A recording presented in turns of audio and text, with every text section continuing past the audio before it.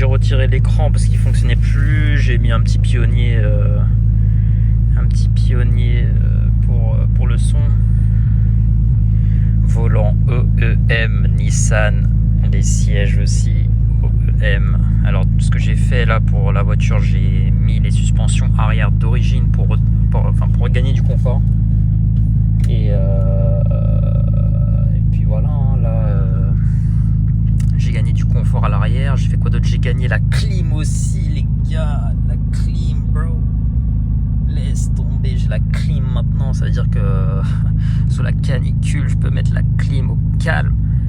Donc déjà ça c'est pas mal. Maintenant il y a 2-3 choses encore à rectifier. J'ai changé les jantes aussi. Dès que j'arrive à la salle, je vais vous montrer.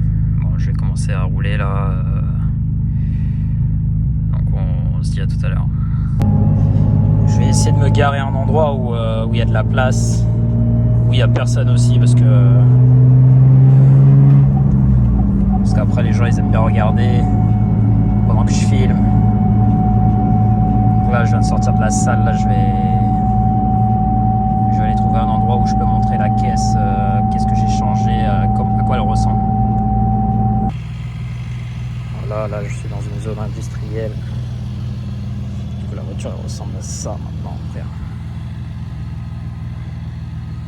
Du coup à l'avant je suis encore sur des Max Speeding Rods à l'ancienne.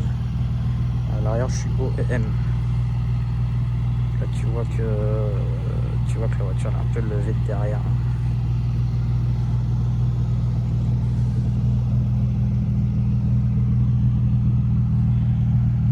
Et bon, ça lui donne un look de ouf. Du coup j'ai mis des suspensions OEM à l'arrière, ressort amortisseur, la totale. Je lui ai mis la clim aussi, frère. Attends, je vais vous montrer. Du coup là ce que je compte faire c'est retirer le cône ici là et retirer le tuyau en acier ici. Celui-là je vais le garder. Et ici il y aura la boîte à air avec l'admission, c'est le filtre à air d'origine que je vais mettre. Du coup la clim aussi elle est mise. Là faut que je range ce bordel là. Voilà. Hein. Ah ouais, j'ai pas dit, j'ai aussi remis les jantes d'origine parce que déjà un gain de poids et puis un gain de poids pardon.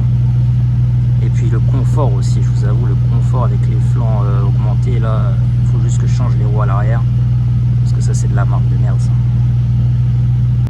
Du coup c'est quoi la suite? La suite c'est que j'ai commandé la boîte à air avec le filtre, le filtre à air je vais devoir l'acheter, mais j'ai commandé la boîte à air d'un gars qui m'a donné de sa drifteuse et je vais l'installer, normalement je le reçois samedi, je vais voir si je peux l'installer samedi directement. Il me restera à installer ça et puis ensuite je vais me concentrer sur l'arrivée d'essence. Je vais acheter une pompe Walbro haut débit parce que dans les tours du coup j'ai le voyant moteur qui s'allume vu que je suis en éthanol flex fuel et je vais augmenter mes injecteurs d'un cran plus haut pour pouvoir bien alimenter le moteur et puis gagner en chevaux aussi parce que je pense que j'ai dû perdre en chevaux avec les années. La voiture elle a 25 ans presque, donc il faut que je remédie à ça. Et à l'avant je vais remettre les suspensions OEM. Alors les ressorts seront OEM, mais à l'avant je vais mettre des Bilstein en amortisseur. Donc faut que je regarde qu'est-ce qui doit être fait. En tout cas fin de l'année du coup je me concentre sur le moteur et début d'année je me concentre sur la partie avant au niveau du châssis, donc les suspensions et l'amortisseur. Et puis après la voiture elle sera clean, elle sera street, elle sera config street confort. Et là déjà avec les suspensions à l'arrière j'ai gagné pas mal de confort les gars, j'ai gagné en stabilité, donc franchement pour moi c'est vraiment un très bon combo que je vais faire là. Niveau intérieur, bah voilà, hein, niveau intérieur ça change pas, ciel étoilé machin, y a pas grand chose qui change à part le volant OEM. Franchement ça c'est clean de chez clean.